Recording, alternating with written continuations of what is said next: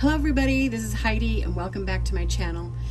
I just wanted to show you one of my previous thread painting art quilts that I did a couple of years ago, and this is here on the boat.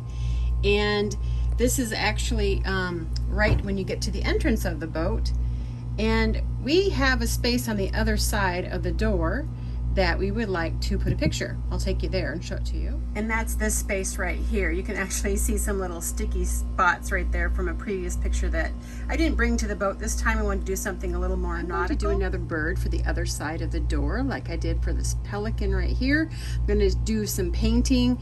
I'm actually going to be using some different paints that I've never used before, and then I will be doing the thread painting afterwards. So I will see you on the other side.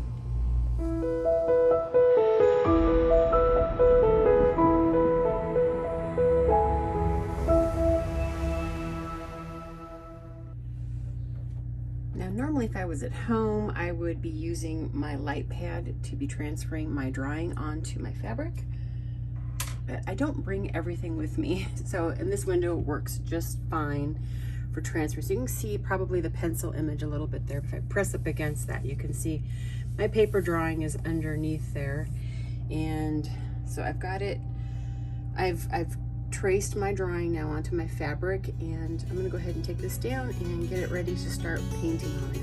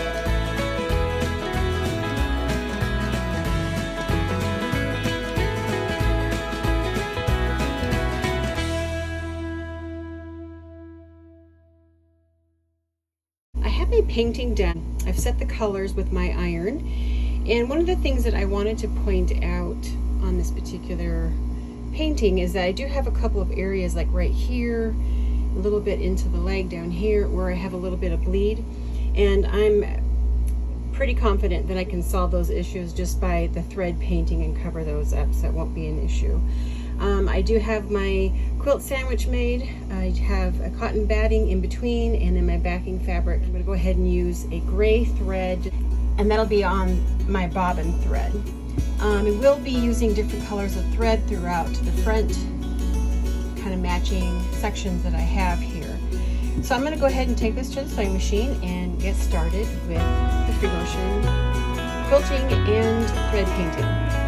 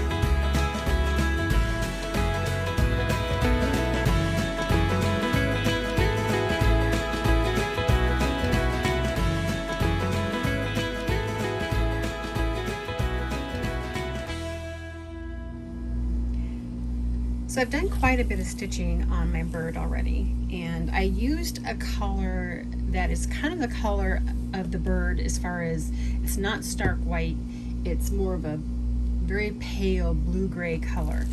And I do want to come in with white thread to really highlight a lot of areas and accentuate the feathers in even more. And you can see a little bit of the feather pattern that I've done here, and kind of laced it out down here at the bottom. So what I'm going to be doing now is I kind of need to start working a little more evenly across the canvas. And what I mean by that, if you look at the areas where I haven't stitched, you can see a little bit of rippling. And so I want to start moving that rippling out. And I'm going to come back to the bird later with the white and some other darker colors to do some more shading and stuff. But I want to start making this even in the stitching so that it starts laying flat. So what I'm going to go ahead and do, I'm going to take my sky color, and I'm going to go ahead and put that in and start doing some stitching for the sky, and then I will probably come in and also do some stitching for the water. So I'll go ahead and change my thread out and get started on the background stuff. My sky on this piece, I wanted to resemble a pretty stormy looking sky. And so I'm going to be actually doing some sort of cloud-like shapes that I'm going to be echoing around the center smaller shape, and then and echo out, and then just keep building on that some more of these cloud type shapes.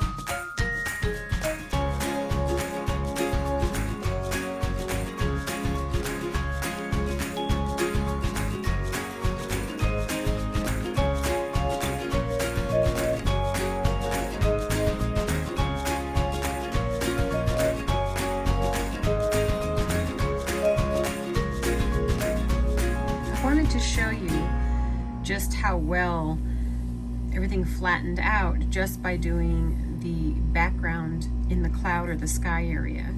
You don't have any more of the rippling, it's completely disappeared. So I'm going to continue doing the background. I'm going to go down into the water now, and I'm going to be working from the bird outward, and that just helps move that rippling away from the center, and I don't get any puckers.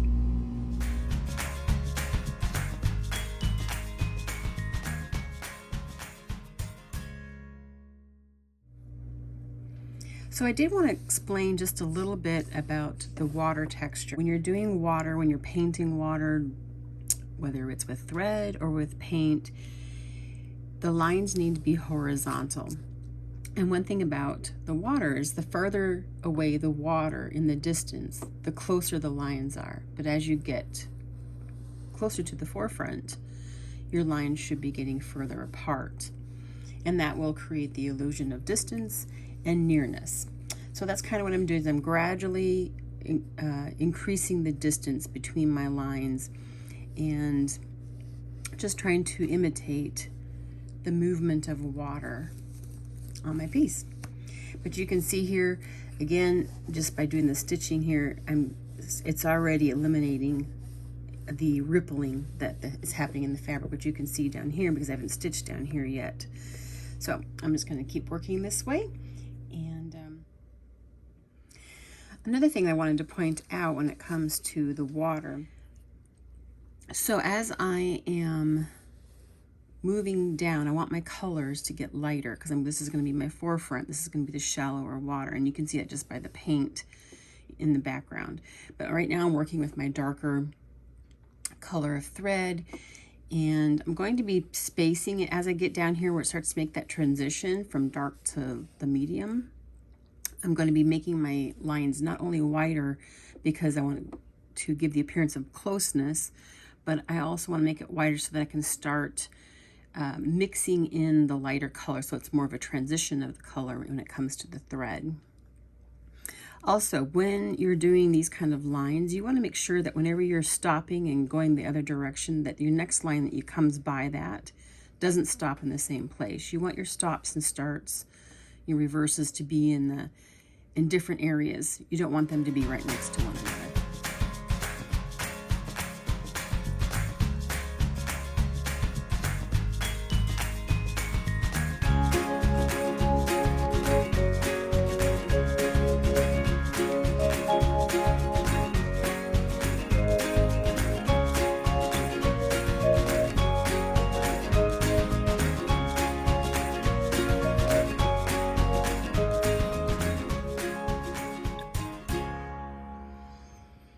So you can see here where my lines have gotten wider, and at this point in here is where I'll start introducing the lighter of the blues, and then obviously it'll be getting heavier in between those two, and then it'll take over down here.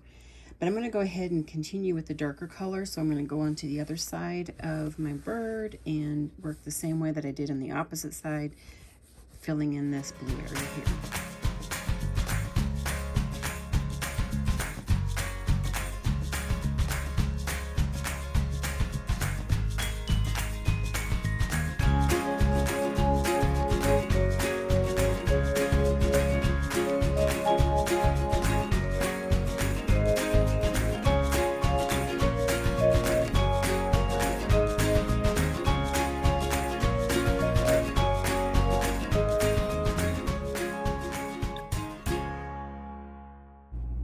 I wanted to see if I could explain how I do the water stitches just a little bit better. One of the things I want to really stress is that when you're doing the water, you really want your stitches to stay horizontal. In this case, because of the way I have my fabric turned, it looks like I'm doing vertical stitches, but I'm doing back and forth. So when I need to fill in an area or I need to move down, I don't want my lines to go down like this to get me to a new spot. So I wouldn't want to angle down here to, to get down into this area. So what you do, and let me see if I can find a really good spot that can really explain it. Well, here. So what I did here is I did a lot of zigzag movements to get myself moved down to the next area. So these little zigzag movements, it's the movement of the water, but it's staying horizontal pretty much, but it's getting me moved down to a next section without making a really hard diagonal line. So that's just kind of how I do the water. It really does help to imitate the movement of water with stitching, and I think it's a real successful look. I hope that helps you understand that a little bit better.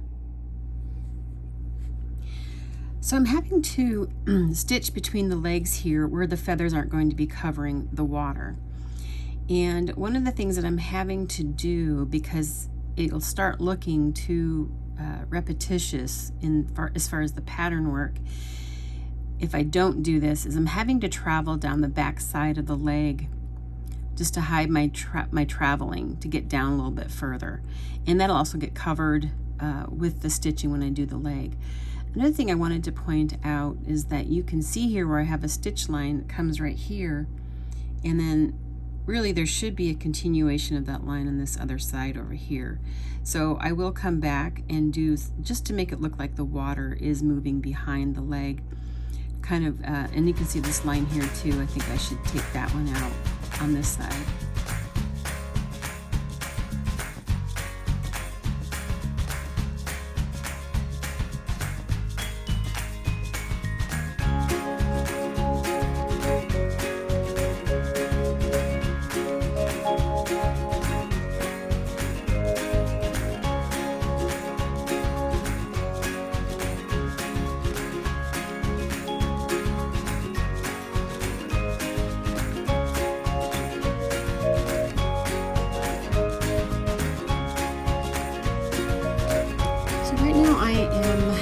Stitching on the legs, and I have a pretty dark gray color that I'm using, and what I'm doing to indicate the shape of the legs is I'm actually sewing little arcs, and this is the back side of the leg, which is away from the light source, and so most of my dark color is going to be over on this, which would be the right side here.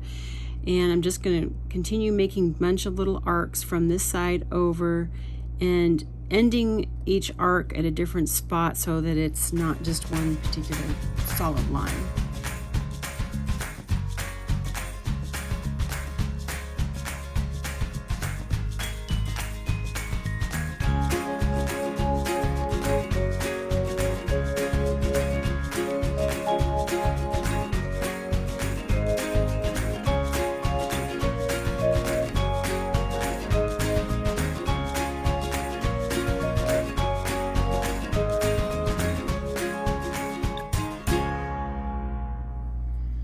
So now we're to the rocks, and for the rocks I'm actually going to be doing a lot of straight lines in different groups. I'll be going a little bit different directions with those lines. I'll have a group that'll be going all vertical or slanted or horizontal, just to indicate the different contours of the rock. And I'm going to go ahead and use brown when I'm doing this, just because there's a lot of color that's in these rocks, and the brown will help tone that down just a little bit.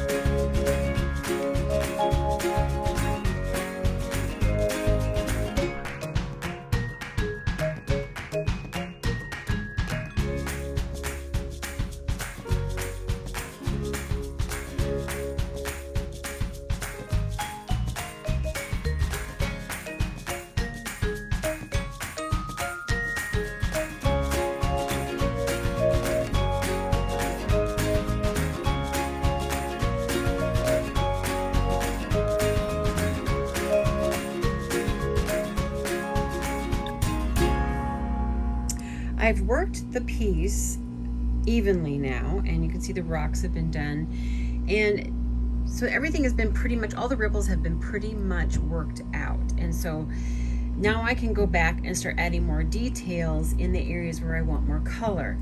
Now I'm going to go in on the bird, and I'm going to be actually adding in some pretty bright white to the feathers. I also need to do some work on the beak, haven't really done that yet, the eyes, and just any shading that I need to do, as well as highlights. So if I have any more puckering that starts happening after that, then I will actually start working those out by working evenly more in the other areas.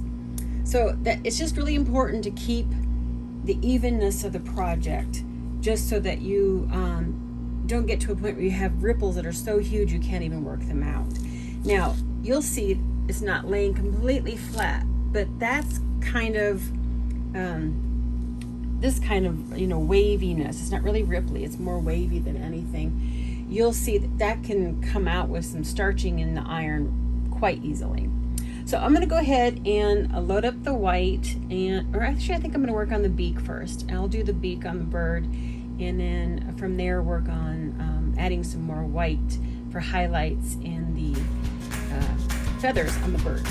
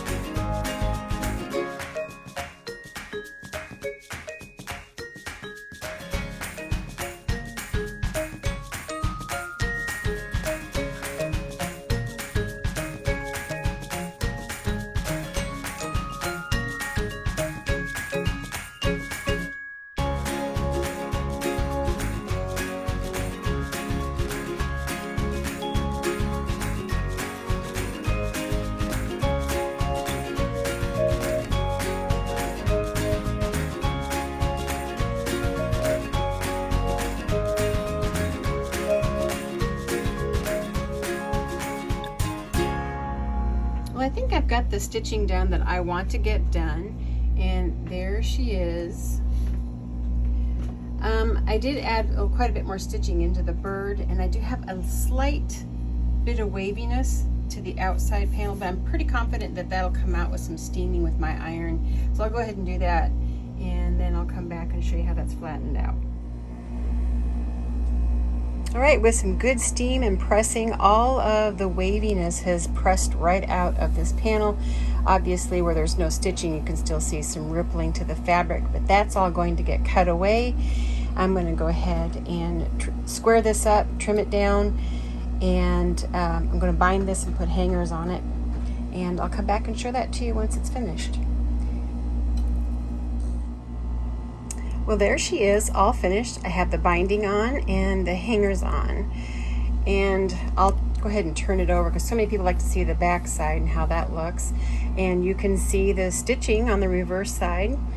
On the boat here, I can't hang anything, pictures, hard or soft or otherwise, in a normal fashion because the walls are not plumb straight up and down. they are slanted. So I actually have these little Velcro things that I have to put on the wall. They're like poster hangers, they're Velcro poster hangers, and I put them on the wall, and then I sew some onto the back of this so that I can Velcro those on. Just for future reference, I went ahead, because we won't always have this on the boat. We are selling the boat, and want to take these with us. So as far as these right here, what I did is I just cut 3-inch squares and then folded them in half diagonally, and I have one on each corner, and those work great just for a tensioner rod across the bottom, across the top. Keeps it nice and flat when you hang them. Let's see, what else can I say about it? I don't know. I think that's it. I hope this finds you all happy and healthy, and until next time, everyone, please have a great one. Bye for now.